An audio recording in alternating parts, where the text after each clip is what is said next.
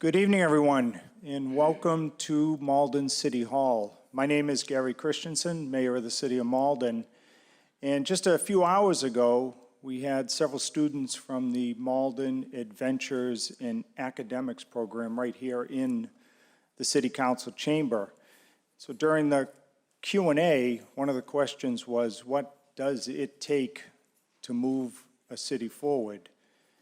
Tonight is what it takes to move a city forward. So that's what I told them. It's about hard work and dedication, and hopefully you'll agree during the next several hours that this group assembled up here and in the audience tonight have really worked hard to make tonight possible.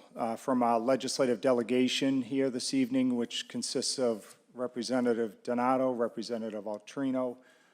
Up here we have State Senator Jason Lewis and also Representative Kate Lipper-Garabedian. MelroseWakefield Hospital, Acadia to my left, to your right.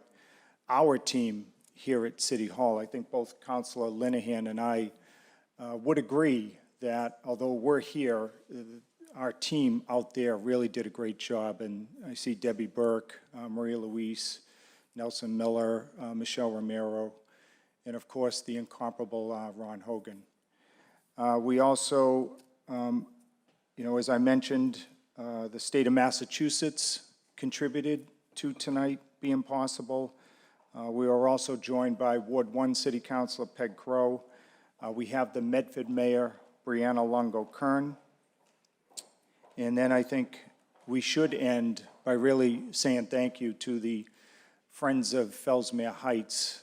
As we all know, this project has gone through several iterations throughout the past many years, but it was the Friends of Fellsmere Heights that really kept us on track to being able to get here this evening. Just one other housekeeping detail, we would ask everyone to, as you already know by now, please place your phones on vibrate. And if anybody needs the restrooms, they're to my right, to your left, just outside of the chamber. But most importantly, although we are here tonight, we really want to hear from all of you. We have always felt throughout the many years that we have been working on this that we would not stop until we made sure that we heard from you and to make sure that we are indeed on the right track. So I'm going to go to State Senator Jason Lewis next to say a few words, but before I do, I just want to reiterate the importance of having a partner like Ward 3 City Councilor Amanda Linehan. So when she came into office, she came in to what you all know here has been a long history of trying to come up with the right plan. And I could still remember to this day her walking into the first meeting just saying, what can I do to help? And that's what was needed to help us get here tonight. In the past, it was always, this or that, my way or the highway, but not with Council Linehan. She really wanted to just be part of a team to help make this plan possible this evening. So I just want to make sure everybody here knows that. So without further ado, let me go to State Senator Jason Lewis, who has also been an integral part of this evening. Thank you so much, Mayor Christensen. Good evening, everybody. Whether you're with us in person or virtually tonight, it's terrific to be together. This is, a major milestone, several decades in the making, and I'm just so delighted that we are where we are, tonight, and we'll have this opportunity to continue to listen to community input and feedback and continue to work together and collaborate. I'm so grateful to the team from Tufts Medicine, MelroseWakefield Healthcare, from Acadia to Mayor Christensen, Councilor Linehan, and to my colleagues, Representative Donato, Representative Altrino, and everybody who has worked so hard. I mean, this really has been years of hard work. I can't tell you how many meetings we've had and just discussions about putting together, what I think is really an innovative project that really rises to meet the needs of the community and the region while listening carefully to the concerns of the neighborhood. I think everybody's probably pretty well aware of how important it is to have access to quality behavioral health services. And when we talk about behavioral health, and you'll hear more tonight, we're talking about mental health treatment and also substance use disorder treatment. And we have a crisis right now in our communities, in our state, and in fact in our nation, in terms of so many people not having access to the mental health care that they need. This is true for children, adolescents, adults, and seniors.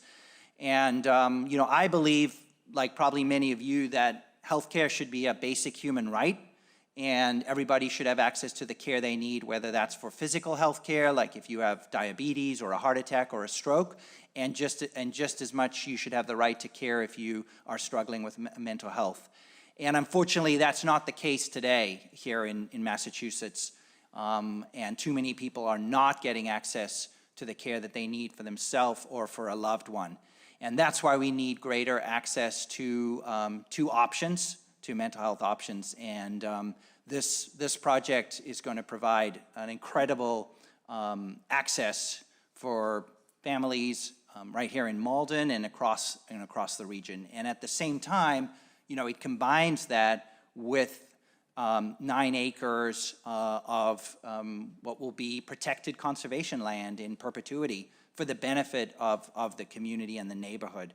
So, you know, that really, I think, is a very innovative, you know, approach to how best to make use of this site. And again, I just want to, you know, thank everybody who's been involved in putting this together, and especially echo what Mayor Christensen said in terms of thanking the members of the community, particularly the neighborhood, who have worked so hard in the past few years to, you know, to be part of this process and to provide input. And I think your voices have been heard, and your voices and input are going to continue to be heard throughout this process. So thanks again. Great to be part of this and with you tonight. And now I want to hand it over to Councilor Linehan and also echo what the mayor said. You know, Councilor Linehan has been a tremendous leader on moving this project forward since she took office, and we're, you know, very grateful to her. Well, thank you, Senator. Thank you so much for those kind words. Like you, I'm very excited by the team that we have here and the vision that we have before us and the potential for this project to transform this site after so many years vacant. You know, I don't want to let the moment pass without recognizing that this entire moment is really grounded in years of activism and advocacy, led by the Friends of Fellsmere Heights, like our mayor said, but really I'm so inspired by how the community has led us to this point. You know, everyone in this room has done a tremendous amount of work over the last couple of years to try to realize a vision that would be responsive to what the community has said they want, but really we wouldn't be here without those residents who have just relentlessly fought for conservation, for something that works for not just Malden, but for Medford, something that looks at the holistic well-being of our community, and I really do believe that this proposal does do that. I also want to point out that we are making some pretty significant investments in Fellsmere Pond, which is right near the site. This is an opportunity in my mind to really look at these two parcels together and realize a vision for the community that we can all be proud of, not just that takes into account the history of the site, of both sites, but also the potential to make something great for future generations. I guess, you know, the last thing I would say is, even though I'm here representing Ward 3 in Malden, of course, this is a site that straddles two communities. I'm very lucky to count a lot of the Fulton Heights residents and elected officials among my friends and colleagues. I value their input. I'm so glad to see that we have a full room here of Medford and Malden residents, and then 50 people on the Zoom. That's pretty remarkable. I think that's really a testament to how invested our community is in what's going to happen here. So I would encourage us to just have a really great discussion tonight. You know, this meeting is not just to check a box to say that we did outreach. You know, it's really to listen to your feedback, your input, and your ideas. I think this is a thoughtful development that's being proposed. I appreciate that we have the opportunity to listen to the community and to really acknowledge that the community knows what's best for the site, and that while we do have a great presentation, there is a lot of opportunity still for neighbors and abutters to give us some of your input. If there's things that we haven't thought of, we'll absolutely be taking that on board. I think the team that you see here is is very collaborative, but also very flexible and very nimble and responsive to things that I've brought up, things that the mayor's brought up. I would encourage any of you, when you get through the presentation, if there are things that it sparks an idea, or if there are things that you're not sure we may have thought of, we really do want to hear that. So please reach out. You can reach out to me by email, by phone, or there is an inbox at community@melrosewakefield.org that you can reach the team and send any of that feedback. So please do take the opportunity to do that. We really do want to hear from you. This is a proposal very much under refinement, and I appreciate getting to work with a team that is open to listening to the community in that way. So with that, I'll turn it over to our president of Melrose Wakefield Hospital, Kelly Corby. Just give me one moment to flip the mic. Good evening, everyone. I'm Kelly Corby, President, Melrose Wakefield, as well as Lawrence Memorial Hospitals, and Executive Vice President for Tufts Medicine. We're so happy to be here tonight to discuss the redevelopment plans for Malden. And I also wanted to introduce the team with me tonight. I have Lori Halley, who's our Executive Director of Corporate Communications, Sean Curran, Community Partner with the consulting firm. Felicia Rissick is our Division President with Acadia Healthcare. Miles Kramer, next to Felicia, is the Vice President for Strategic Growth. And Chip Hill is with us tonight, Senior Partner for the architecture firm. Brad's not with us tonight, so I just wanted to mention that as well. We really want to talk about the plans for the Behavioral Health Center of Excellence and what it's going to look like with Tufts Medicine and Acadia, who are coming together as partners in this project for the Malden community. We all know, and you're going to hear more details about the critical need for behavioral health, and we're excited to be able to turn over this land to continue to be healthcare and continue to serve our mission for healthcare. As many of you know, we're very underserved with the amount of beds we have for behavioral health. So this is exciting for us. It's also going to continue to be an education facility for Tufts Medical Center and Tufts University School of Medicine. A little bit about Tufts Medicine. You're probably most familiar with the 4 hospital sites, which is Tufts Medical Center, as well as Lawrence Memorial Hospital in Medford, Melrose Wakefield Hospital, and then Lowell General Hospital. We also have a large home health care division, as well as we're about 15,000 employees and more than 2,000 physicians. We're a large, comprehensive regional healthcare organization. We worked closely to select a partner for this project, and we really looked to Acadia Healthcare, who is the leader in standalone behavioral health within the United States and broader. They have more than 200 facilities, but one thing they do very well is partnerships with other healthcare centers. And they have a couple of sites in the Massachusetts market. The one is the South Coast facility in Dartmouth, as well as they've taken on the Haverhill Pavilion as well. And both of these have very strong reputations, and we're very proud to be working with them. At this time, I want to turn this over to Lori Halley, our Executive Director of Communications. Great, Kelly, thank you very much. So I have the privilege of just sharing a little bit of information with you about how we got here to the decision around behavioral health, and it continues, it is really steeped in what Councilor Linehan was talking about earlier. It is really steeped in the community and the needs of the community. There is no question, you all have been hearing the news about the shortage of behavioral health beds, how many patients, especially young patients, pediatric and adolescent patients, are spending days in EDs waiting for the appropriate resource to care for them in an appropriate behavioral health bed. So we are excited about bringing these services to the community as a standout resource for the region. So, getting here was really based on a lot of important data. Part of the work that we do is we do community health needs assessment. We do those triennially. And really the goal of these assessments, and working with members of the community, working with local stakeholders, working with local leaders, working with the local Department of Health representatives, is to understand what are the major concerns, what are the unmet needs in the community, and how can we provide the right programming and services to meet those needs. We just came off of our 2022 survey, and as you see, as the bullets on this slide talk about, in this survey we look at two things: overall well-being in your community. What is your overall quality of life and what's important to you? And then we ask specific questions related to healthcare. And you can see that in this, and this most recently, just 2 months ago, that more than a third said better access to mental health services, and this was second only to affordable housing. So we understand really what is foremost on the minds of the community and the region when we talk about reaching out to more than 9 communities on this matter. And then the top health-specific concerns for the community, not surprising, were mental health, substance use, COVID, and access to health care. So this is right in the sweet spot of what we believe we can bring and we can address with this project. And this is not just this survey.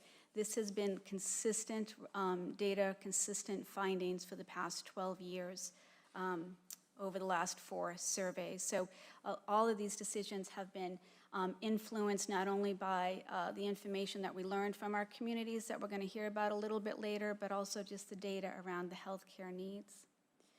And so, again, these are just some data points. I won't go through all of these, and we can make this information available to you. There's no shortage of information out there about the crisis right now.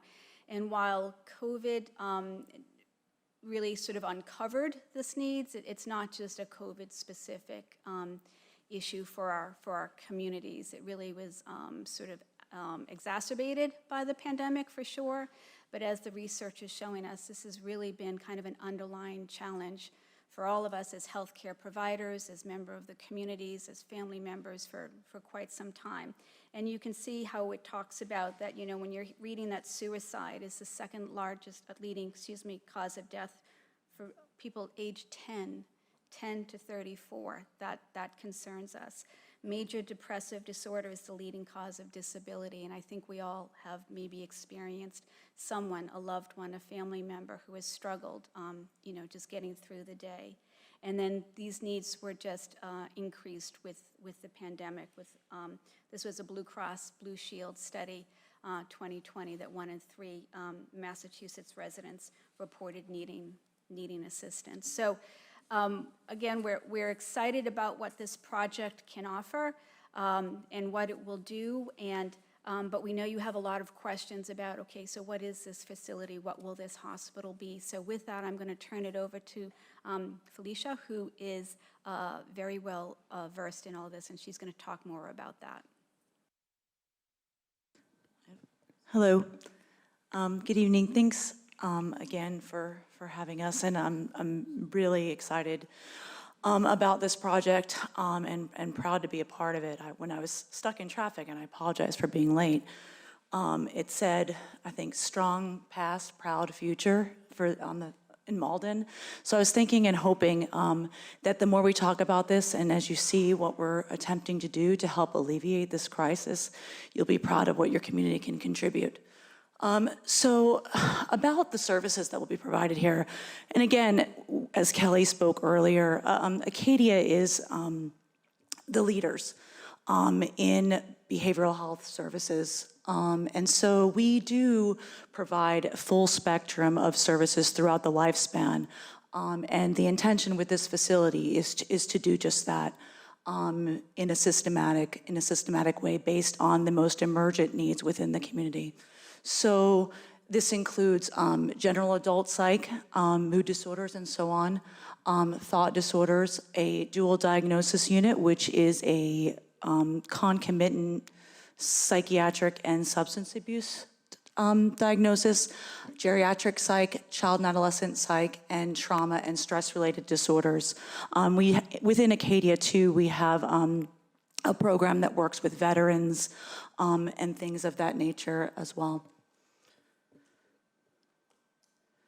So the way people access services can look different. However, the bulk of, if not all of the referrals that make it to the facility come through an emergency department.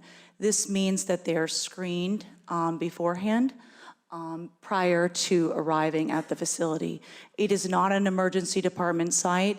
There are no sirens, no additional noise. It's a very quiet, fluid process prior to the arrival to the facility.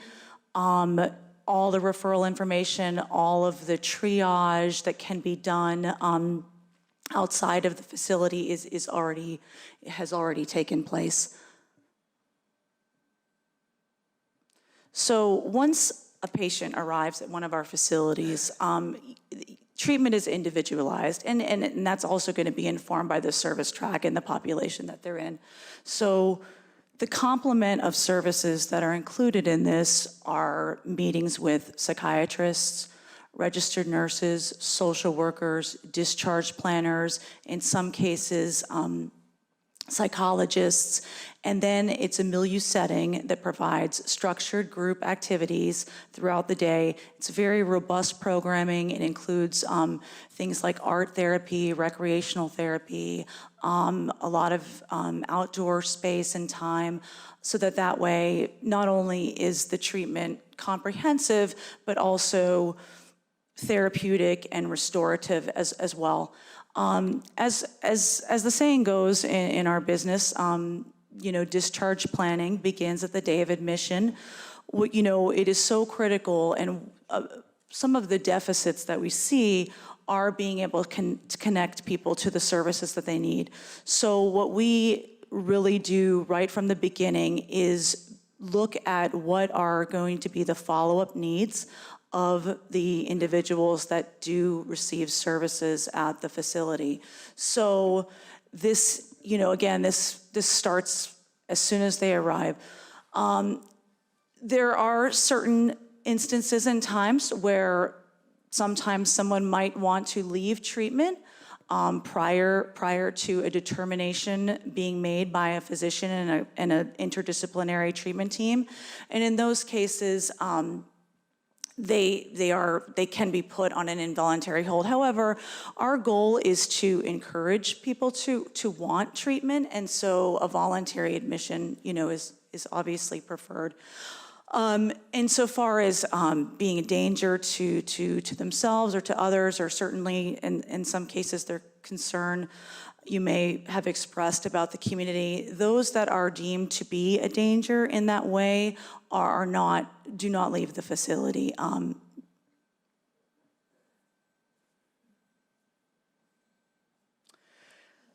Security features of the facility. These are state-of-the-art design buildings. Again, Acadia specializes in this. Every feature of the building has safety and in mind for the patients themselves, for the staff within the facility, and for the community outside of the facility. So it is controlled access in the facility, out of the facility, between units. These are locked units. There's surveillance at all the egresses and around common areas and parking lots, and in some cases within the units of the facility. And additionally, as part of levels of observation for patients, they are on 15-minute checks, meaning there is a staff member that is documenting their status and their location within the building within those intervals. And in some cases, those intervals can actually be even tighter, but 15 minutes is the minimum interval of observation. There are also fences around the green spaces on the facility. These are aesthetically pleasing fences. These are not threatening-looking fences. It's just to secure the area for the safety of the patients, the staff, and the community.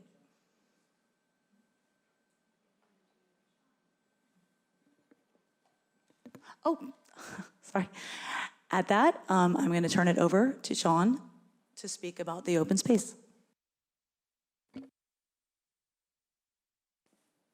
Good evening, everybody. It's good to see so many folks that I've seen over the years. Sadly, for most of us, it's been over Zoom. Good to see everybody live here. I'm going to talk a little bit about some of the design principles that we developed over the course of the last 2 years that was based on input we got from community meetings that we had done about 2 years ago, but also based on an important document that ended up being very good guidance for us. So the document itself is a survey that was conducted on behalf of the Friends of Fellsmere Heights by the Boston Architectural College. What we liked about the survey was two things. One is it had an even amount, almost an even amount of Malden and Medford residents. 232 Malden residents responded to this, 275 Medford residents responded to it. A high number of the respondents, over 100 in each case, were in Ward 3 in Malden, which is the contiguous ward there, the abutting ward, and Ward 2 in Medford, which is the abutting ward on the Medford side. When we looked at this and also spoke to folks in the community, one of the things that became very clear to us is that concerns about prior iterations, a potential multifamily housing development, was really around traffic. Traffic was highlighted the most in this survey. It's in the first couple of pages, and was considered a very pressing issue. And it's noted especially by Medford residents when we had a meeting with Medford residents that adding to rush hour traffic to Murray Hill Road is a problem because people use it as a cut-through to 93 in a lot of cases. And so that was a focus for us. The survey then moves to the question of open space, which is a lot of what we're really proud to talk about tonight. There's a desire clearly expressed for more open space, but also connected open space that relates to Fellsmere Park and is a mix of programmed and unprogrammed space created through a community-led process. The survey then moves to a question of density of the built environment, where a strong preference existed for a mid-rise development, giving the site a smaller footprint to maximize potential open space.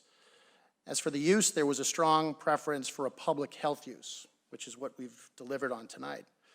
When we look at the Malden section of open space that we're proposing tonight, it's in the blue, the darker blue. And that represents 6.67 acres. The Medford portion is in that lighter blue, and that represents 2.9 acres for a total of 9.57 acres of dedicated open space. When you compare that to the housing proposal made some years ago, we are talking about an increase of 7 acres. And I would be remiss, although the mayor has mentioned this, Councilor Linehan and Senator Lewis have all mentioned that the community's advocacy in this area was very, very helpful in helping to guide our ultimate plans here. And we want to give credit to everyone in the community, not only for their input, but certainly with Friends of Fellsmere Heights for their guidance and the fact that they went about this survey in such a professional manner, and it gives us a lot of confidence with the proposal that we're going to be putting forward. You can return. So when you look at this, this is an overlay with the yellow and purple of the existing site and what we consider impervious land and or building. And that is, when you combine the purple and the yellow, that's basically what the site is taken up by today. When we move to the next slide, you'll see that the facility itself, which is detailed in red there with that little red line, is a much smaller footprint and allows us, from a conceptual perspective, to deliver this kind of C-shaped open space. You can move to the next slide. So parking. Parking is going to be an issue. We know that based on conversations that we've had with folks in the community to date. And so there is flexibility from this team and certainly advocacy from some of the members of the elected delegation here for us to optimize the parking from a patient and staff perspective and visitor perspective, but make sure that we are not allowing a parking scenario where we are underparked and people are then using neighborhood streets to park, or that we're overparked and we are consuming too much open space. So tonight, we're going to hear a little bit from folks in the community around this issue. It's one that we expect to continue to have as we go through a set of public meetings over the course of the next couple of months. And I think with that, we're going to kick it over to our architect, Chip, who's going to talk you through some of the sketches here. Sean, thank you. And I just want to add on the issue of parking, and again, Chip is going to speak to it much better. But really the goal with parking is just to reiterate is to have enough parking. So when I want to be careful when we say parking is an issue, it won't be an issue in terms of having enough or being too much of this process. Our goal is just to strike that right balance. And so what we're commenting on is that we've heard from many people about, tell us about parking, will there be too much parking? So we just wanted to clarify that, and then I'm going to turn it over to Chip. I'm actually going to just briefly, before I hand it over, I wanted to recognize our district attorney has just joined us, and I wanted to thank her for being here. Good evening. Thank you very much for the opportunity to speak tonight. Lori, could you go back to the site plan without the overlay? Just want to give you a brief overview of the building and the site elements and how they're configured right now. The building itself, the proposed hospital, is about 100,000 square feet. It's 2 stories and it's 144 beds, and it's broken up into 6 distinct nursing units. That's kind of the reason you see kind of the H shape on top. As Felicia mentioned earlier, there's a variety of patient populations that are treated here, and they each have their own distinct nursing units that are separate from other ones just to avoid commingling of populations. The main entrance of the facility, and I would mention too that this building shape that you see is based upon prototypical standards that have been developed over many years for this. It's a purpose-built facility for this use based upon things that have many years of experience. The main entrance faces Hospital Road, which is, you can kind of see it curving around to the south to the bottom of the red line on that drawing. We have our loading dock on the right-hand side of the facility, kind of facing the existing nursing center and up against the red line, the red property line on the right side of the facility. We have a transport entrance, basically the transport vehicles that Felicia mentioned, no sirens, they come into the facility, into the admissions department on the left-hand side of the front of the facility. And there's a gymnasium building that is kind of the square that you see off to the side up in the upper left-hand corner. And then to the left of all that is the open space that Sean mentioned that basically goes from the left-hand side across Hospital Road and then down to the lake below. From a parking perspective, we like to place all parking for these types of facilities on the front of the facility, and the reason for that is that these are kind of one-sided facilities from an entry perspective, just from the standpoint of controlling egress and entrance and having good control over that. So we don't typically place parking behind these types of facilities.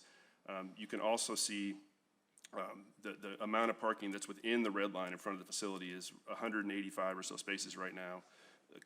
The zoning ordinance requires 1.7 parking spaces per 1,000 square feet, which is roughly 170 spaces required. We're providing 185, which is just, once again, based upon years of experience across the country. That's kind of the functional need for this bed count of facility. About 1.25 spaces for 144 beds is the functional need here.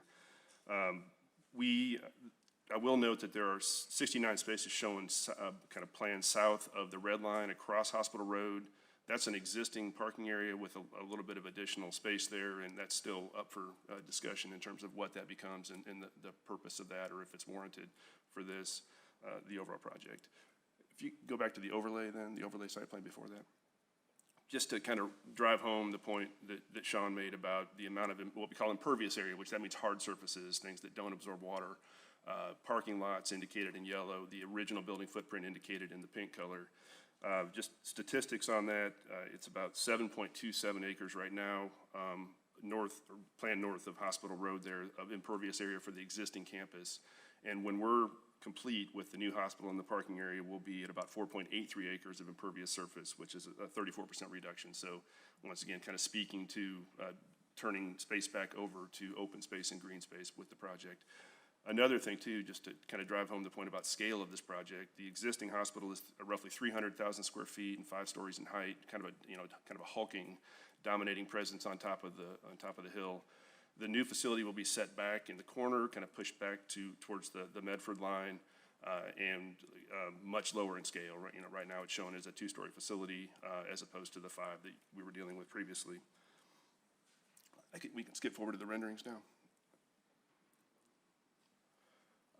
For starters, these are the first run of renderings. We're absolutely open for input from everyone in terms of what this facility needs to be within your community.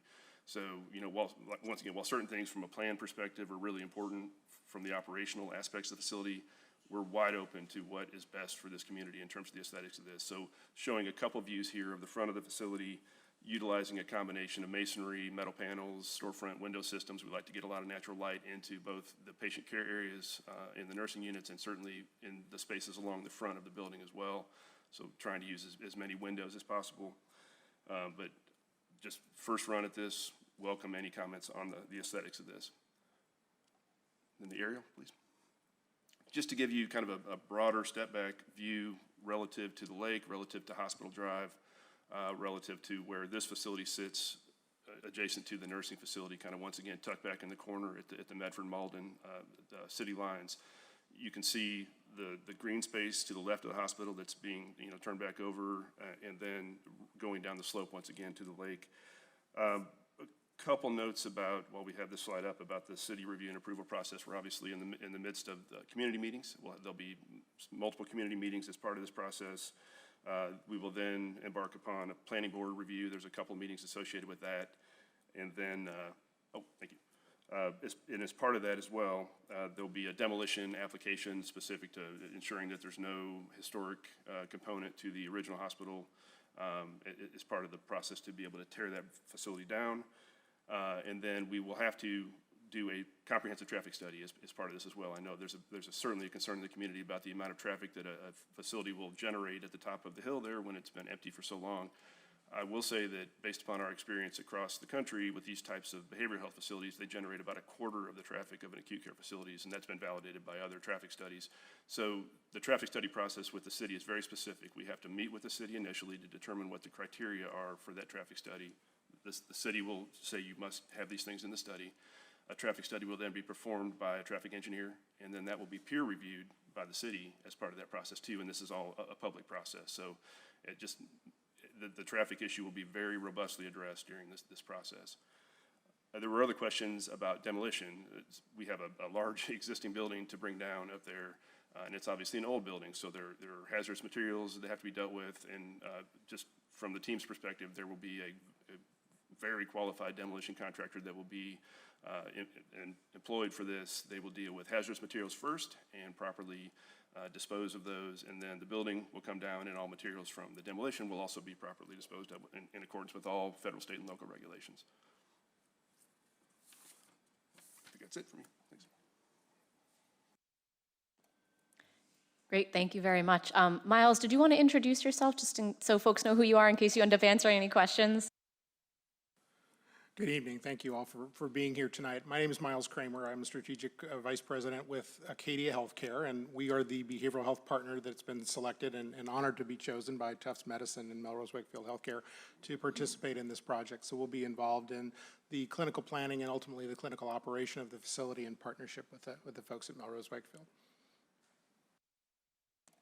Great, thank you for that.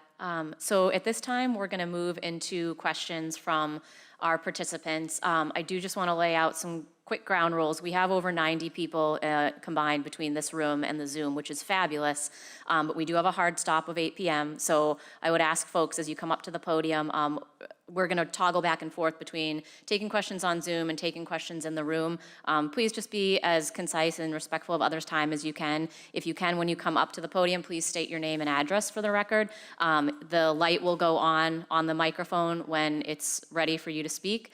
And if anybody wants to come up, I would ask, actually, Ron, do you want to give instructions for how folks at home, let me just switch over the mic to you. So it's okay. All right. So for those on Zoom, you can indicate you have a question by raising your hand, and that would be if you'd like to actually ask your question audibly. We can open up your mic and the room will be able to hear your question. Alternatively, you can submit your question in the Q&A feature, and then we will read those messages by text to the room, and then they can be answered. Great, thank you. So I would encourage anybody who has a question to please come up to the podium, and then I'll just ask for our panelists, if you want to take individual questions, just give me a raised hand and I'll put your microphone on. Anybody in the room want to come up? Don't be shy. Susie, come on up. I think this might be a question for Chip, but I'm not 100% sure. So in looking at the plans, I was just curious. Can you actually just say your name and address for the record? Sorry about that. Yes, not following directions. Susie Ecker, and I live at 31 Holmes Street in Ward 3. I guess I have a two-part question. So one of the things that I was curious about in the plans for the building, and this is really just from recent personal experience with some friends that went through an illness, and if the hospital space has like outdoor spaces, if you know what I mean, that are really good for family members and patients as well, like as restorative spaces for meditative times, and also just to make it through painful times as well. Yes, to answer that, there are 4 exterior activity yards, 2 on the rear of the facility, and then there are 2 that are kind of nestled in between, and that's exactly the purpose of those. It's for family visitation sessions with patients. It's for patient recreation outside, and yes, outdoor space is very important to these types of facilities and the therapy they provide. And then the other question was about the parking. I was just curious, is the percent, and you might have already said this, is the percentage of parking predominantly like staff and employees, and then much smaller would be like visitors and I don't know what else? Exactly, yes. Yeah. The majority of that is for staff, and certainly, patients don't generally drive themselves there, but certainly families for visitation sessions, and then some outpatient traffic as well. Yeah, okay. That's all I was curious about. Thank you so much. Thank you, Susie. I'm going to take a couple questions on Zoom and then switch back to some folks in the room. So we have one that I think is pretty easy to answer. An anonymous attendee is asking, your plan shows the back access from Grover Road, that's on the rear on the Medford side. Are you planning to allow that access? Who wants to take that one? So when you are looking at Grover Road, where Lund Road comes down on the Medford side, there is a continuation onto the hospital campus. It has been closed to vehicular traffic. It's going to remain closed to vehicular traffic going forward. So the only type of traffic from a vehicular perspective that could get through there is emergency vehicles, whether it's police, fire, or ambulance, but not for folks who are coming to the facility for treatment. They'll be coming from Hospital Road, and as was mentioned before, no sirens. So it will remain closed. It'll be for walking, it'll be for biking, but it will not be for vehicular traffic. So that we will keep that consistent. Great, thank you for that. So I'll just quickly answer one from our mayor in Medford asking if we can get a copy of the slideshow over to her to share with the community. Absolutely, we'll make sure to do that. And I think we'll be sharing it as well on both the Melrose Wakefield website and the city website, and I'll certainly post it to my council page as well. Before we go to, I know we have some folks with their hands raised, but I'd want to try to get through a couple more in the chat. There's a question about the climate resilience and sustainability features of the proposal. I'm actually really interested to hear about what we might be able to say for that as well. Sure. Yes, great question. Acadia's facilities in this newest generation are some of the most energy efficient behavioral health hospitals in the country. Just to not get too much in the weeds, but there's a metric called energy use intensity, which is basically a measure of how much energy is consumed by a facility. A typical behavioral health hospital is probably in the range of 180 to 200. The benchmark that Acadia establishes as they build a new facility is 150, and lower is better. So it's basically a significant, better performing facility than the benchmark typical facility in the country. So it's very important to Acadia.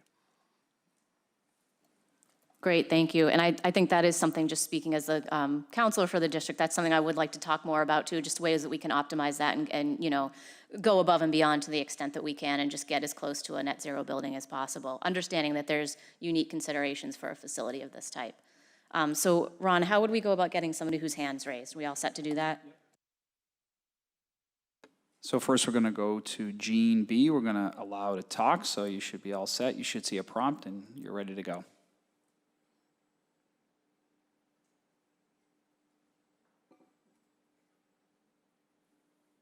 So Gene, we would just need you to unmute on your end, on your Zoom, and you can go ahead and ask your question. I don't actually have a question. Thank you for asking, but I don't have a question at this time. Thank you. Okay, so we'll move on, I think, to Susan then. One moment.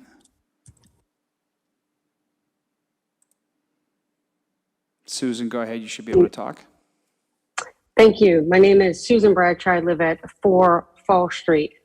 First, bravo, and I applaud everyone that came up with this plan. I have been an individual that has fought fervently over the years to quell the amount of traffic, the amount of impact, and thank you for answering the call. And thank you to the Friends of Fellsmere Heights. They have worked tirelessly over the years. Now to my question. My question is really regarding traffic. So Google Maps is very, very good at getting us around normal patterns such as up 7, up into Hospital Road. I live on Fall Street, which is a great little cut through. You come up Wiley, you come up Fall Street, and you're right in the hospital site.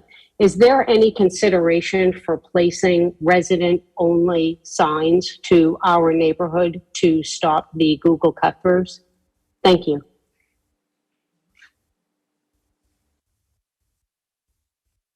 This is Chip Hill again. I would say that the traffic process and the traffic impact analysis will be, once again, very intense, and I think that all those ideas will be discussed during that process with the city. I just want to add to that, you know, a lot of the navigation sites that are out there, whether it's Waze or whether it's Google Earth, are going to take people through neighborhoods.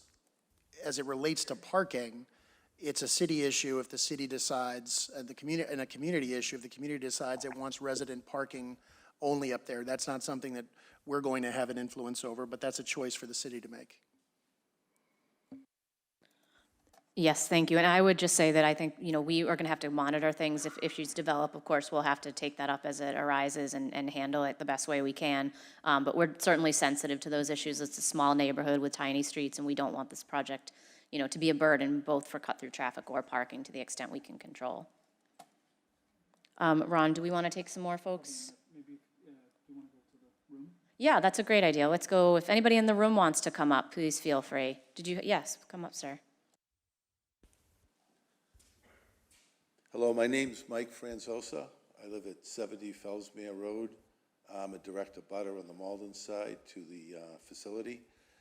And my question is actually 2 parts. The first part is, how are they going to demo the location and how it's going to affect the abutters as far as, I mean, I'm built on a ledge on slab. So as far as cracks, things like that go. My other question is in regard to the rodents that are in the facility presently. How are they going to address that as far as them going into the neighboring locations?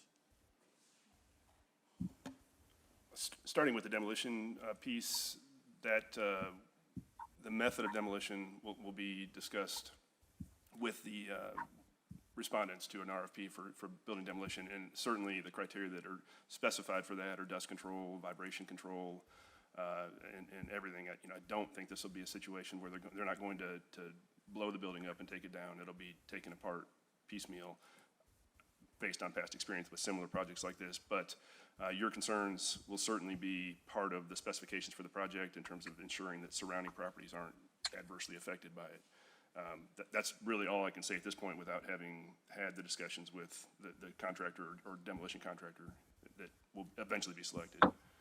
And then I'm not quite sure I understand your question about surrounding streets in terms of, can you expound on that? Well, I guess there's a lot of rodents that are presently a problem in the area. And when they start demoing that building, they're gonna be coming You're talking out. about demolition traffic, vehicle Yes. traffic and all that. Oh, pest control. Yeah. I guess I'm still not quite, Yeah, we have a pretty strict protocol in place for any kind of demolition like this to have the required number of boxes, bait boxes as part of it. So they'll have to abide by all of the local City of Malden protocols when it comes to that. And that'll be administered by our health department. Okay, all right. And one other question I have, if I could ask, is presently the parking on 7th Street is horrendous, right where Hallmark is. So when you come up 7th Street, you have to wait for the buses to go by so you can go by. It's a complete mess. And I'm wondering if this new facility is going to have an effect on the parking for the people who work at Hallmark so that they can park in a facility where they're not out in the street and cars can get by, because it is a two-way. Yeah, thank you, Chip. And I think that's a really good point, and that is it exactly. So when we were looking back at some of the earlier slides and we saw some of those, like those 69 additional spots that are kind of across the street on that other side of Hospital Road, we want to evaluate that just for that reason, to make sure that there's adequate parking for the Malden Family Health Center that's right there, so they can park there and not on the street. And also if there's any interest from the community to have parking as it relates to the open space, again, to minimize any of that kind of blockage that's been there for a long time. So that's exactly right. So we'll come back to that. All right, thank you.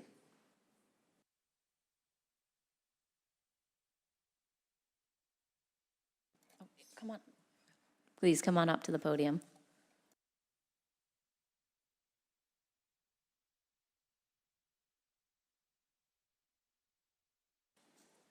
Hi, I'm Lauren McGillicuddy. I live at 10 Rosemont Street in Ward 4 in Malden. I'm also the clerk of Friends of Fellsmere Heights, and thank you for all the kind words you've been saying about us. I'd like, if possible, that you could talk a little bit more about what dual diagnosis means. And the reason I'm asking this is I myself have a family member who was self-medicating with alcohol for undiagnosed depression. Since she's been properly treated, she's been sober. So the idea of having people in a facility who are dealing with two kinds of issues doesn't bother me, but I know there are people who hear substance abuse and dual diagnosis and have big questions. So I want to make sure those questions are addressed. Sure, and that's, I'm happy to hear that they're doing well. And admittedly, it can be maybe a confusing term, perhaps. With dual diagnosis, that simply means, or not so simply means, that there's a substance abuse diagnosis as well as a psychiatric diagnosis as well. A lot of times, and perhaps in the experience that you're relaying, one masks the other, and kind of getting to the bottom of that. And that's, part of where the treatment team comes in and seeing that, all the different angles in which to treat. But I think if I'm hearing kind of between the lines of what you're saying about straight substance abuse versus dual diagnosis, and then I see too in the chat, and I think I could probably answer the question at the same time in some way or another. The units are designated, and we do them based on the needs. So there's always a tremendous flexibility in how we design the units and how we meet the population, the age demographic, the primary diagnosis, the secondary diagnoses, and so on. So some of this has some creative license as the identity of the facility and the service lines emerged. That being said, I think this is an inpatient and potentially future day program. So these are going to be more acute presentations, I guess you could say. So we're not talking about like a freestanding outpatient clinic where people would be going in and out for, say, methadone or medication-assisted treatment. These would be like in an inpatient setting or a very structured day program, if that makes sense. I think, the saying goes that, there's almost always an underlying psychiatric diagnosis with substance abuse, not always the other way around necessarily, but so I think there's always the opportunity, and I think that's what makes a dual diagnosis program actually more comprehensive and better, because we can get to the root of underlying anxiety, mood disorders, PTSD even, and treat both at the same time. So perhaps a detoxification protocol as well as a full psychiatric assessment to see what the underlying contributing variables may be. Thank you very much. You're welcome. Great, thank you. I'm going to switch to a couple questions in the chat and then take a few raised hands on Zoom and before we circle back to those in the room. So I have a question in the chat from Tacey Corson, who lives at 148 Savin. Any estimates of how long demolition will take? Will any accommodations be made for immediate abutters? I think we answered that in part already, but do we have some more that we can add to that? Yeah, demolition will take approximately 4 to 5 months for a facility this size. And, once again, this whole conversation about concerns of adjacent abutters, that's absolutely part of the discussion with the demolition contractor. Great, thank you. And then the next question is, will Malden and Medford residents be given priority admission if needed? You can. So we will receive referrals from probably all over the region, and we'll work very closely with our partners at MelroseWakefield Healthcare. But we don't generally say only these folks or hold beds for certain folks. And so our goal is to make sure that we're always open to admissions for people that need our services when they need them, and that we can get them admitted as quickly as possible. Great, thank you. And then along the same lines of, will you be employing certified peer specialists in the facility? The answer is yes. That's usually part of the team, especially on the dual diagnosis unit. I think, and perhaps this is the inspiration behind that question, lived experience is often extremely helpful for individuals that are struggling. And so it is a very common practice to have peer specialists, especially in the dual diagnosis unit. Great, thank you for that. So I'll take one more from the chat. The air conditioner, I think, is drying out my contacts. I'm going to do my best with this one. So my neighbor, Isabel Eddy at 58 Bloomer Street, asks or says, I think this behavioral health center is much needed and will benefit the community, but I'm wondering what's planned to reduce the impact of the building and the surrounding parking lot / road on the environment. More specifically, what's planned with respect to making it emission net zero and to reduce the negative impacts of the paved surfaces that will be near the building. For example, to what extent are the following planned: efficient heating and cooling, solar panels, renewable energy usage, white roof, integration of shade trees, using recycled concrete or asphalt, runoff management, and potentially using pervious surfaces for parking spaces, etc. I appreciate that you've addressed traffic issues, which is related, and increased open space from the current facility. Most Massachusetts hospitals, including Tufts Medicine, have pledged to have net zero emissions by 2050, but this seems like a unique opportunity to reach this goal at this site sooner.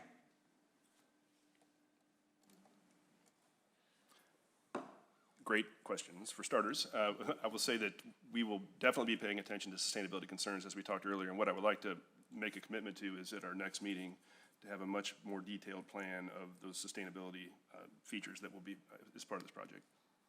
That would be great. I would definitely appreciate that too. Anybody else have anything to add on that? Okay. Do we have anybody on whose hand is raised? Nobody waiting? All right. Anybody else in the room want to come up to the podium? Come on up.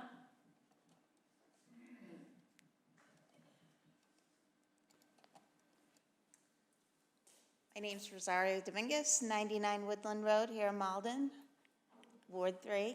I had a couple of questions. One is we talked a lot about traffic.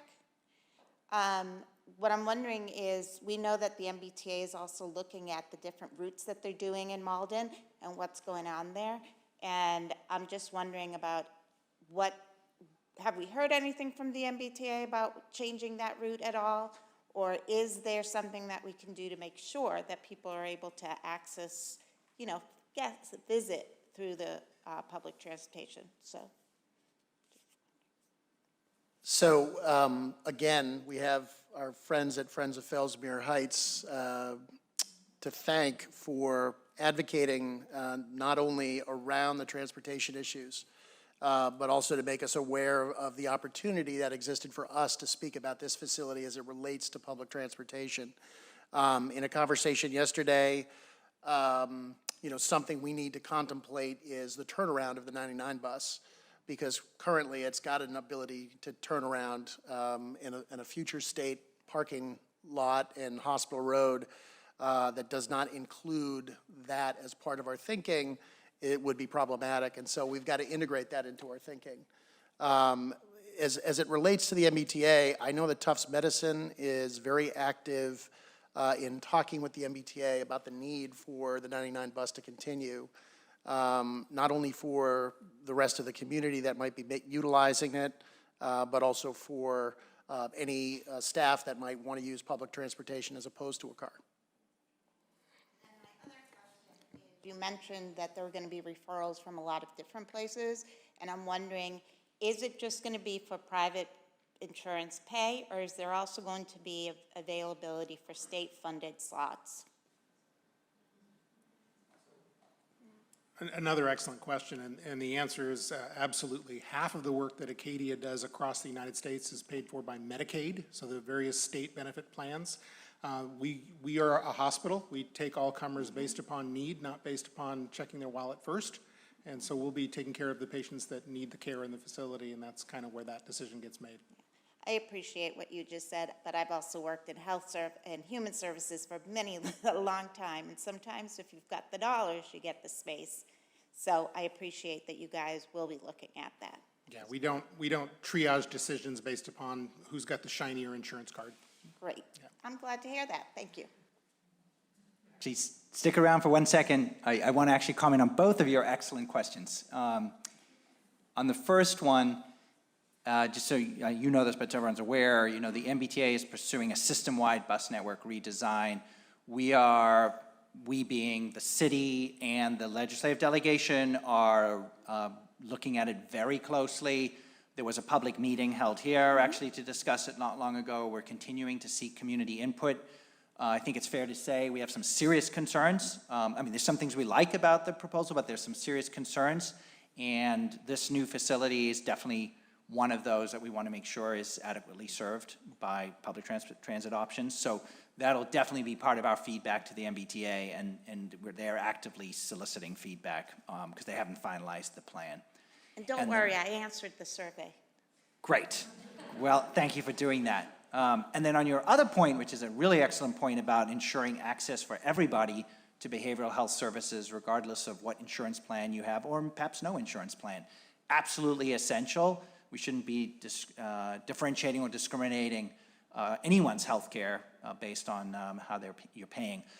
That said, it is the case, unfortunately, that we haven't been providing enough resources for mental health care, and so insurance payers, including both private and public, typically pay lower rates for behavioral health, and that's one of the challenges. And this actually is a very high priority on Beacon Hill to fix this. In fact, there's legislation pending, we're working on finalizing it right now, that would do a lot to address these issues of insurance parity and also to help encourage more people to go into the field, in terms of all the different roles within behavioral health, because part of the reason we also have a workforce shortage, which is part of what's challenging us. So that's another thing we're working hard to, obviously with our healthcare providers and hospitals to address. Well, thank you. I just wanted to add too, on the first part of your question regarding service there, we have already formally asked the MBTA to include that in this redesign, as we have with some other issues across the city that we met with them on just recently. So we'll keep the community abreast of those results, but as a result of a meeting we held here just a couple of weeks ago, we got some really good input that we now have formalized and sent to them, which includes this. So again, we'll keep you posted. Thanks for the great questions. I do also just want to recognize that our Ward 4 City Councilor Ryan O'Malley has joined us. Thank you for being here. I think I'll quickly go to one more in the chat. This question we sort of touched on a little bit in terms of how long the demolition is going to take, but this is a little more specific around when the demolition may begin after we do the series of community meetings, and then related to that, the anticipated completion of the project in length of months or years. Oops, sorry about that. Yes, it's a little bit fluid right now. We've had an initial meeting with the city just to talk about the process. We know we have the community meetings, we know we have planning board meetings that need to occur, which happen over the span of several months. Ideally, we would be demolishing to facilitate a spring start once weather breaks for the new build. Great, and then the... Oh, completion, I'm sorry, yes. It's about, the new build is about 14 to 16 months of construction for the new facility, once demolition is done. Okay, and then the final piece that question has, might be more from the mayor and myself, is whether DCR is going to be a partner in the future, particularly with reference to the crumbling sidewalks and landscaping, which is something that I know I hear about from constituents an awful lot. I don't know if you have anything that you want to share in that regard. It can be a tough go, but I know we're working on it. Right. Yeah, as with most things that we've learned over time, the councilor and I, along with the city, will be stepping in to assist with this project. So that's what we foresee. We're not quite there yet, but I can say, in addition to the question, we do plan to work together to make a series of infrastructure improvements in and around the facility. So we'll also keep you abreast of those as they develop. Great, thanks. Oh, of course, of course. DCR obviously being a state agency, and they have jurisdiction for the Fellsway. So we have worked closely with them and the city over a number of years. That has led to some significant improvements in that area. Of course, the major one being the improvements at the Fellsway Highland intersection, which was completely rebuilt. And then also after, sadly, a tragic accident at Savin Road, there was improvement made at the crossing there. So we are continuing to discuss with DCR and along with the city around other ways we need to improve safety for pedestrians, cyclists, everybody along the Fellsway, all along, Fellsmere Park, and then up that stretch. That is a high priority for the legislative delegation and the city to continue to work with DCR on those kinds of safety improvements. Absolutely, and thank you to you and the representatives. I know I can always call you on DCR-related issues, and I certainly have a lot of DCR roads in my ward, so it's very appreciated. I do want to go to, I see one raised hand on the Zoom, Shanine. If Ron can give you the chance to.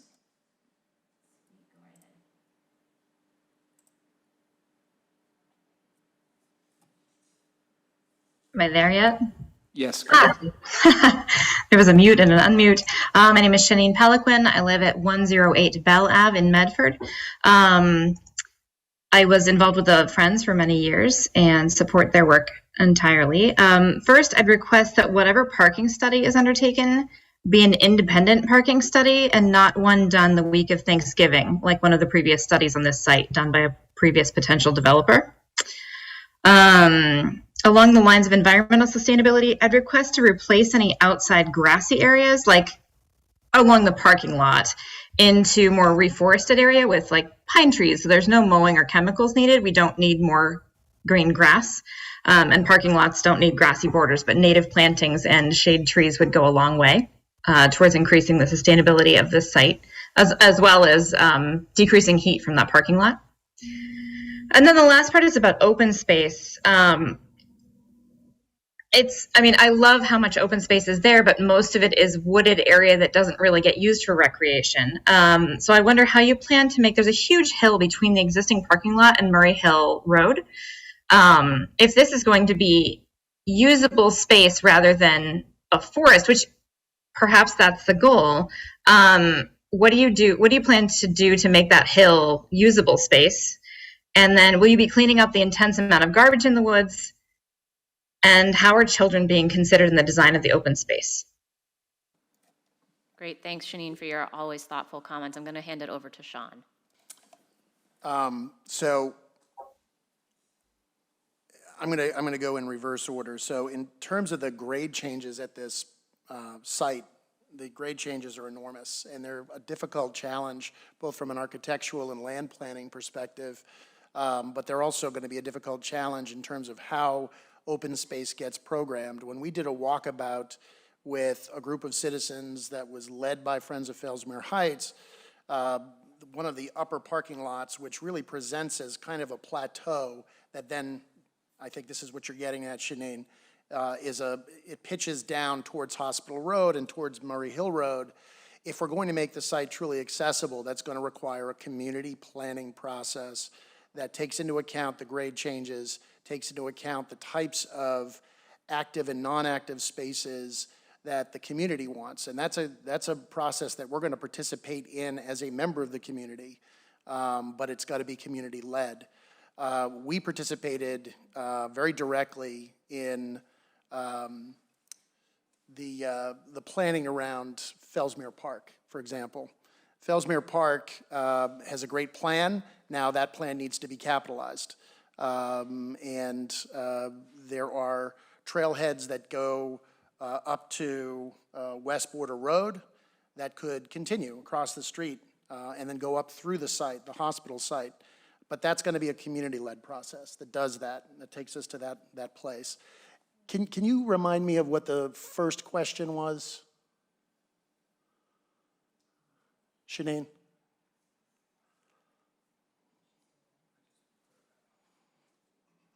Shanine, if you're still there, could you remind us what your first question was? Oh, I got remuted, sorry. The first question was more of a comment about an independent parking study. Okay.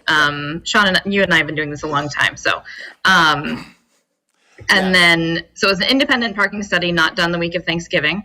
Right. And then outside grassy area, instead of, they're beautiful drawings of the building, but if there's going to be green space between parking spots, et cetera, they should be trees and native plantings, not grass that requires mowing and chemicals. Right. So in terms of the parking study, it's going to be peer reviewed by the city, and I will not speak for the city certainly, but I would imagine they would throw out a parking study that was taken for car counts on the week of Thanksgiving. We're going to have to demonstrate over a span of different days what traffic impacts look like. I will say something about this facility, and it was mentioned before that it really lower traffic can be expected from this, but also episodic traffic. So you're not going to see, with the exception of shift changes, you're not going to see the same kind of rush hour impact that a housing facility would have had in this case. As it relates to the trees in the parking lot, we are going to be talking about native species. We're going to be talking about deciduous and evergreen trees in the overall landscape plan. But those are all things that I hope, Shanine, and you've got my number, you can be in touch with me about that, and I hope to see you soon for one of these follow-on meetings so we can talk about that landscape plan. That sounds great. So then we can talk about children at that point. If the park planning has not even begun at all yet, and it's just kind of here's the space that's being set aside, then yes, I will definitely jump in at that time. Thank you. Great, thanks, Janine. I'm going to switch back and see if anybody in the room would like to come up and ask anything. Councilor O'Malley. Hello, Ryan O'Malley, Ward 4 City Councilor. I'd like to start by thanking the team for making this possible. Your persistence over the years, it was noted, and the community does thank you. I know that there were a lot of competing proposals, and I think that having a healthcare facility in Malden is crucial. One of the questions I do have is that the site is historic. The land was donated. The building was built by our first mayor, Elijah Converse, and a team of philanthropists. So I do think that our hardworking historic commission is going to deem the site and building probably historic for cultural reasons, probably not for other reasons. So I think it would behoove us to try to take any elements, whether it's architectural or interpretive in terms of going over the history and incorporating it into the site. It doesn't need to be in the building necessarily. Maybe it could be a wing or a room that talks about the history and has some of the features. I think that would really help you move through this process more smoothly. Aside from that, I'd also like to know whether or not there's any plans for potentially using this site the way it has been used in the past. If there is an emergency, say it's another pandemic or another type of emergency, for acute triage in our community, and making sure that the design of the parking lot and the facility potentially can be used for that if need be. Thank you. Thank More you, like Councilor. requests, not necessarily questions.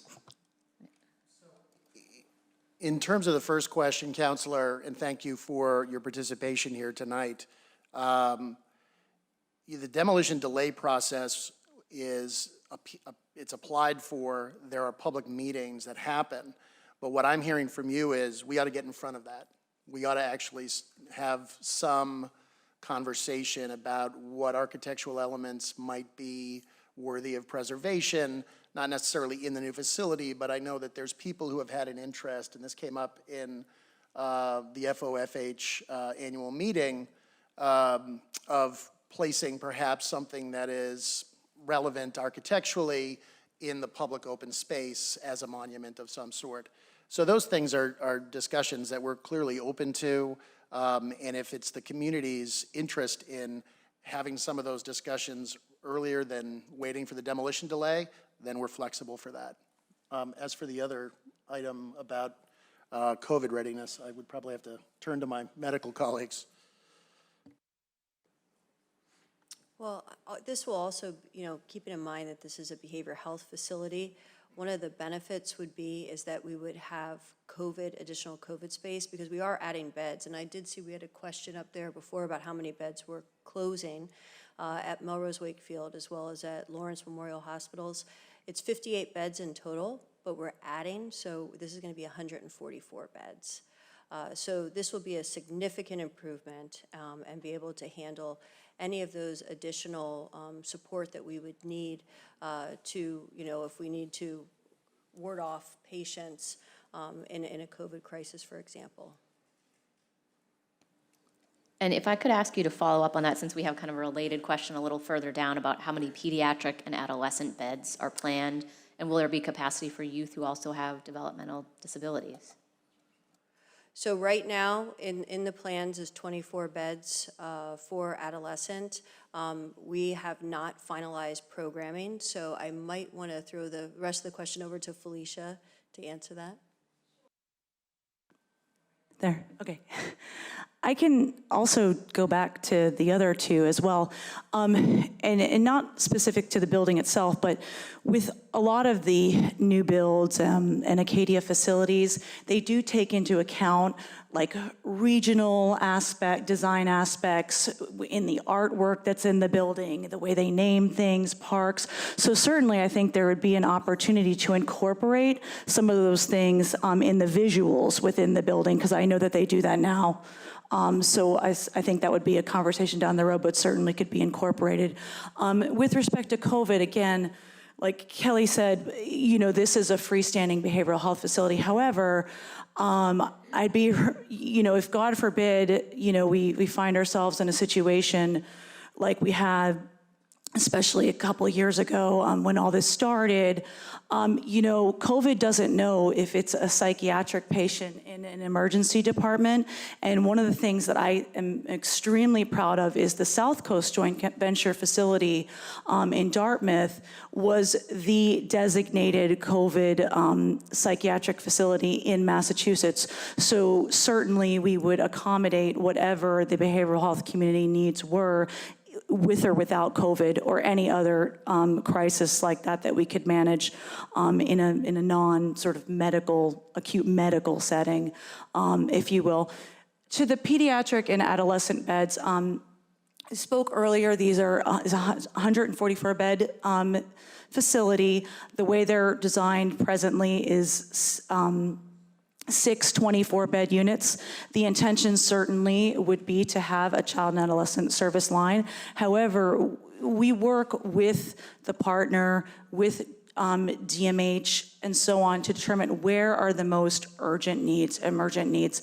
So for example, again, at the other facility in the Southern Mass, we're currently expanding those services to have 48 versus 24 because the need is so urgent for that. So there's the ability to adapt and change that as well. With respect to developmental disabilities, again, we're all really profoundly aware of the need for that, the paucity of that. There's really only a couple units within the state that offer that scope of service. To be frank, it's very hard to staff those units, to recruit the appropriately licensed staff. However, certainly in partnership with Tufts and the community and stuff, if that's where a need was identified, it would certainly be something that could be looked at. It's just a little inchoate at this time to say where it may land. Great, thank you, Felicia. And I just wanted to make sure, did we get to the specifics of the initial question about how many beds are closing at each facility? I'm sorry, did you mention that, Kelly? It's 58 in total, 22 at Melrose Wakefield and 36 at Lawrence Memorial. Okay, great, thank you. So I think we've made through the last few questions. Could I just also add? Yeah, of course. We will continue to have a behavioral health unit at Tufts Medical Center, and that will also help with anyone who has additional medical issues who may not be appropriate to go to the Acadia facility. Great, understood. Would anybody else in the room like to approach the podium? Sure, come on up.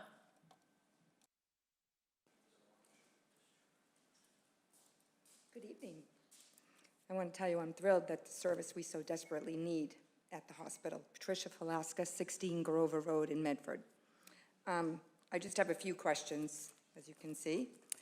You mentioned the access road wasn't going to open, and how do you plan on keeping that closed? That's my first question. A fire gate, because currently, okay.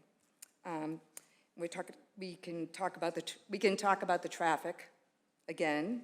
I don't want to downsize the issue, but on the same thing, I just want to make sure that Murray Hill Road in Malden, Medford, I want to make sure DCR is involved with it, Malden and Medford, because I know the city of Medford has worked hard to try to alleviate some of the traffic right now. I grew up in this neighborhood.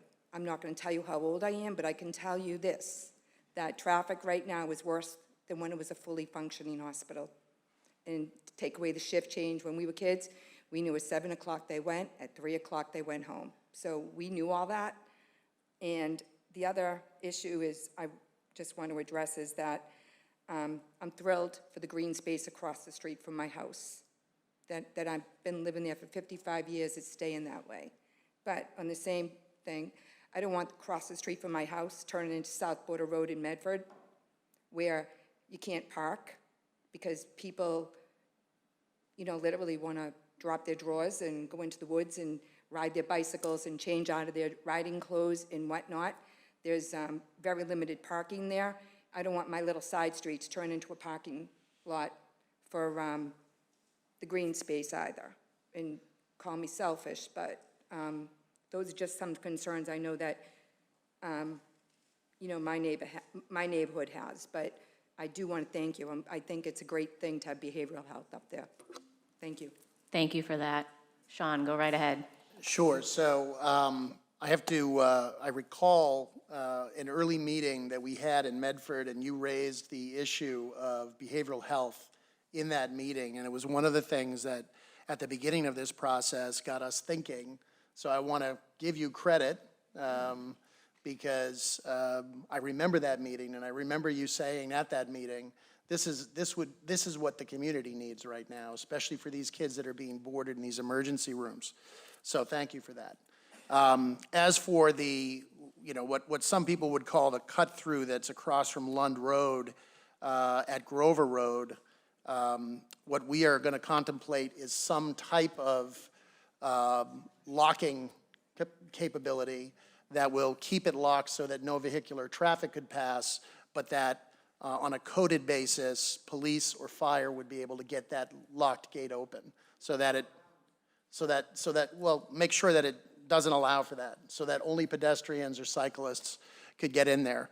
I think the city of Medford would, and I won't speak for them obviously, but I think they may have an opinion about how to deal with the idea of somebody showing up to utilize the open space, changing their clothes at their car, and that being an imposition on the neighborhood, whether it's resident permit parking or something along, or resident parking only, or something along those lines. That's something that the city would probably have to take up, and not something that we'd be able to control.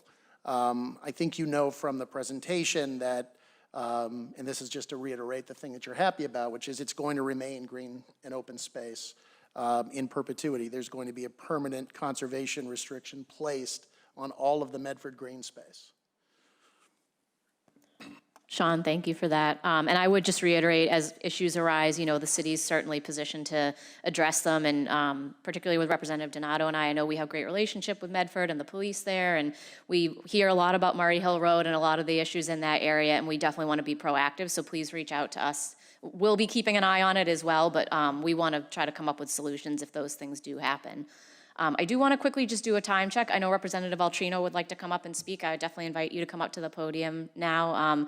But we are almost at 7:30, and we do have a lot more questions in the chat. So I just want to remind folks to be as concise as possible. We want to get through as many questions as we can before 8 o'clock. Thank you, Counselor, and thank you very much for coming tonight. I do have a question. For the record, Stephen Altrino, State Representative, 33rd Middlesex. I live on Adams Street in Malden. You mentioned the 14-foot walls. Before being elected to the House, I worked at the Middlesex House of Correction for almost 7 years in treatment. I don't want, first of all, can you explain what these walls will look like? And second of all, there is a stigma with mental health, and it's a terrible stigma. And I don't want the folks who live around there or the patients to feel like they're in some sort of correctional type facility. So I think, A, the stigma of it, as you folks know, you're mental health specialists, and B, for the residents and the staff and the patients, what would these 14-foot wall look like, if you don't mind? Thank you, Representative. Thank you. There were some photos in the presentation that showed the configuration of those, and they're a special anti-climb configuration. They don't have, as Felicia mentioned, there's not barbed wire on top and things like that. I mean, they're just intended to be tall enough to prevent somebody from getting over them. And there's also a programming aspect of who's actually outside versus inside in the facility. But I guess the presentation online that'll be posted online shows those photos. Does that answer your question? Okay. Great. So anybody else in the room want to have an opportunity to ask a question before we switch back to the chat? Prisco, come on up. Hi, Prisco Tamaro, 58 Pine Street. I was trying to wait for the end because I have a lot of questions, and so I just wanted to hear everybody else. Thank you very much. Great presentation, great project. It's been a lot of years working on it, and the community vision helped bring this there, but we understand that without hospital leadership and the elected officials to execute, that it wouldn't be here. So thank you very much for working on this. Just a couple of questions. I think on the next round, maybe just kind of delve a little bit more into the security. I think there's a couple of security questions up there. I think it's a great facility. I think it's much needed, but I think we just need to talk about just the safety of the people, I guess. From a traffic standpoint, yeah, I think the next design should definitely include the 99 bus. We want to anticipate them bringing the bus back. And then if there's anything, shuttles, I guess, shuttle service for the employees. The T station's a 15-minute walk. The 99 bus is there, but I think shuttle service for the employees could help minimize the parking, et cetera.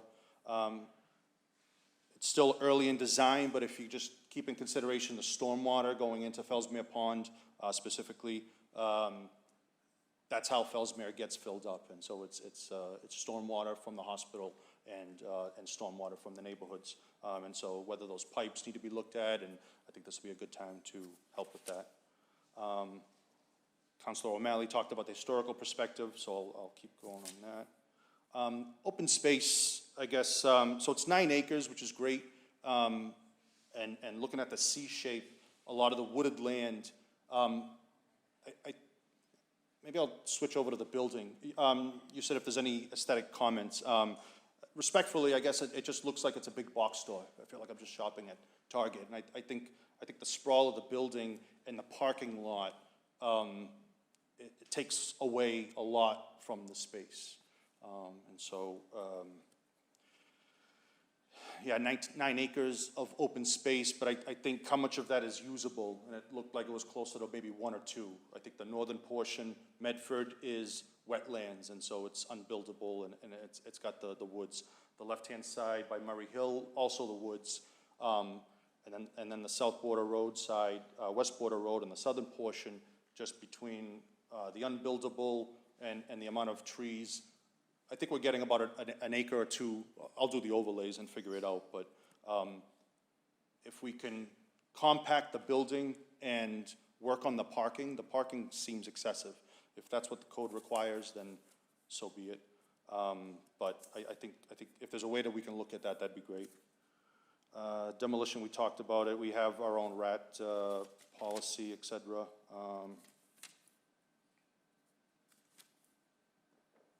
How many employees on one round, or like one shift in the building, estimated?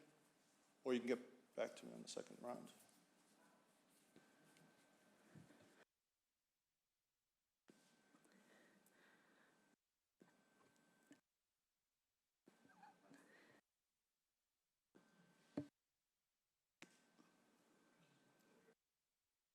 Try to answer all of your questions in one swoop, except for the parking. But the most recent one that you asked with respect to a 144-bed facility, typically you're looking at around 320 full-time employees. Now, that's in total, and that's including administrative staff as well. So depending on the volume on the units, there's like a staffing matrix. So it could be about 50 to 60 direct care staff, and this would be like during the day shift, plus the administrative staff, and then, of course, in the second and third shifts, there are less administrative staff there, if that makes sense.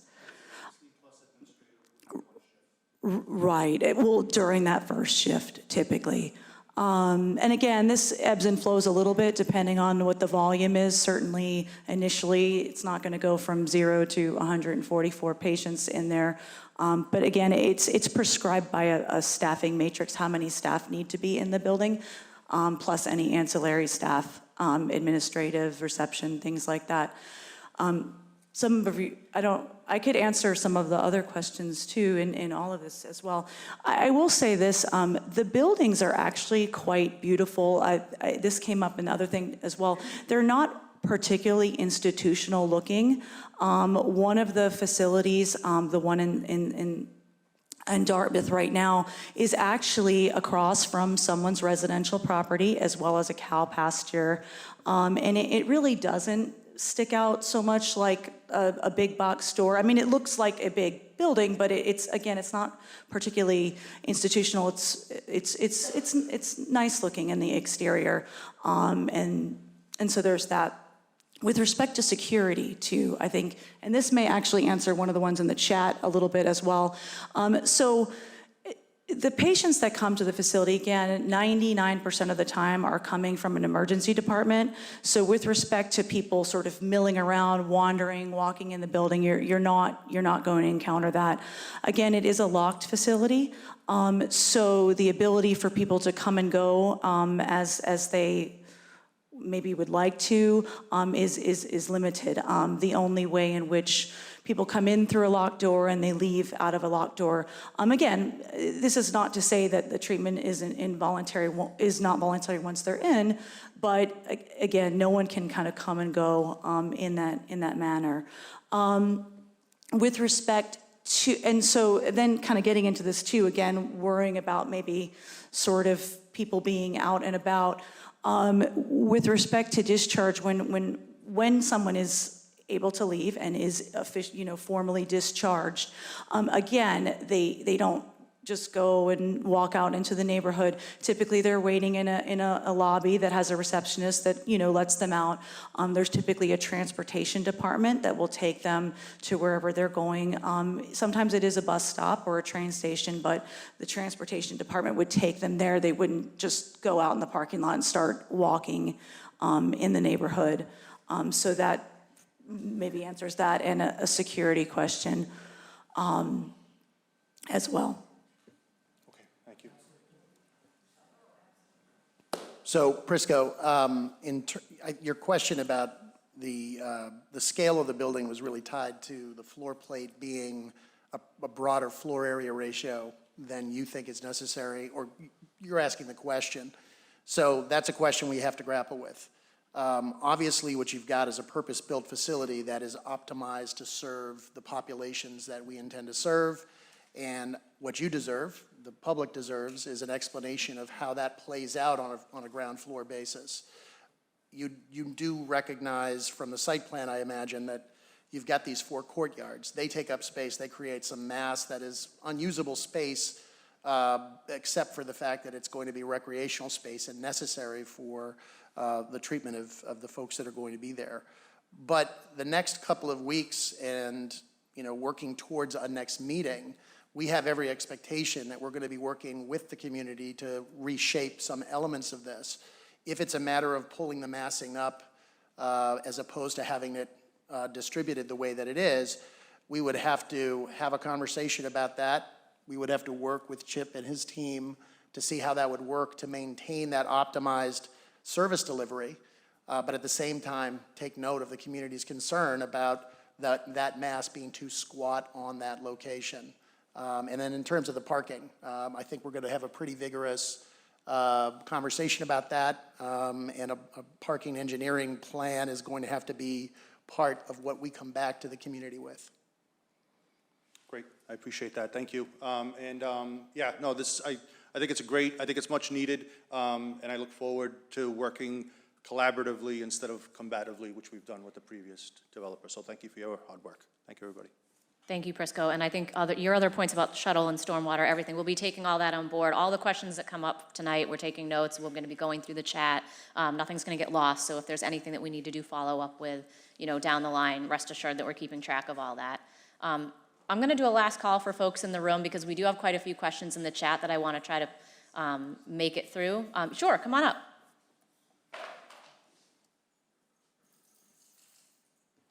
And as you're coming up, we'd also like to remind those online, if your questions are not answered, it was offered up that we would submit those questions to the panel, and as they get answered, they'll be put on an FAQ page. So we will address those. So no need to put your email in the chat or anything. They'll be put up on the FAQ.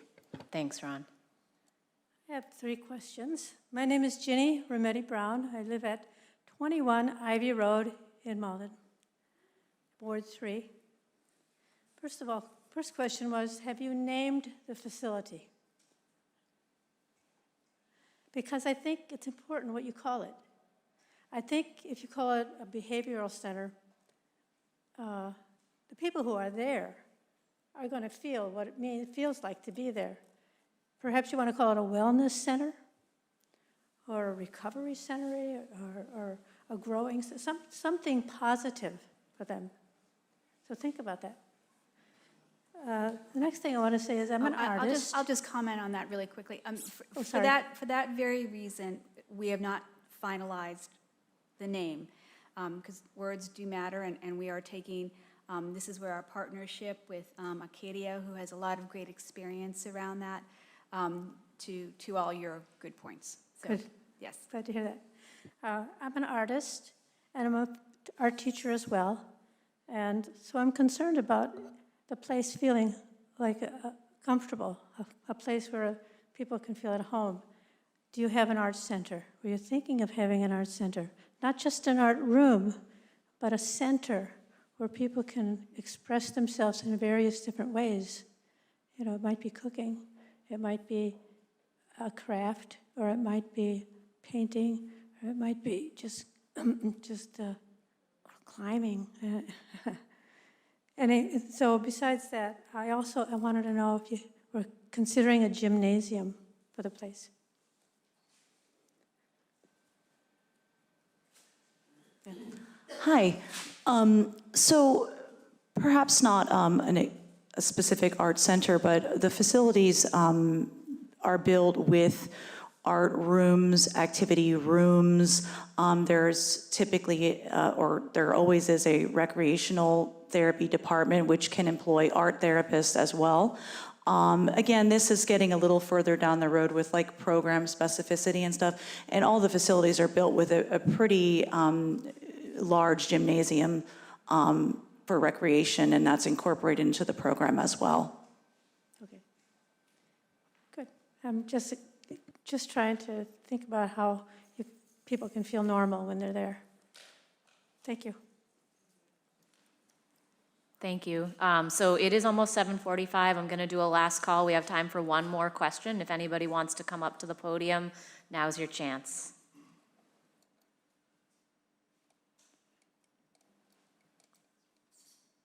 Okay. Seeing none, do you think we have time to go through a couple of the questions in the chat? Yeah. Sure. So I think we do have a couple other questions that we all can see, if we can go through them kind of quickly. So there's a question around the area on the lower left on the rendering as not being designated as open space. Why would that not be officially designated? That is for stormwater detention. We need some open space for stormwater. Great, thank you. And how about this question about the proposal not having a forensic unit? This facility will not have a forensic unit. Typically, those types of referrals go to a state hospital. Great, thank you. Is there going to be an increase in city police patrols due to our outpatient programs to ensure surrounding neighborhoods remain safe? I don't know. Right. That'll be determined. To be determined. Yeah, there shouldn't be an increased need for police surveillance or security. As far as perhaps misinterpreted, or I misspoke with respect to outpatient, there will not be like an outpatient treatment center there with people sort of coming and going as part of the traffic and the programming. So there should not be any need for increased police presence.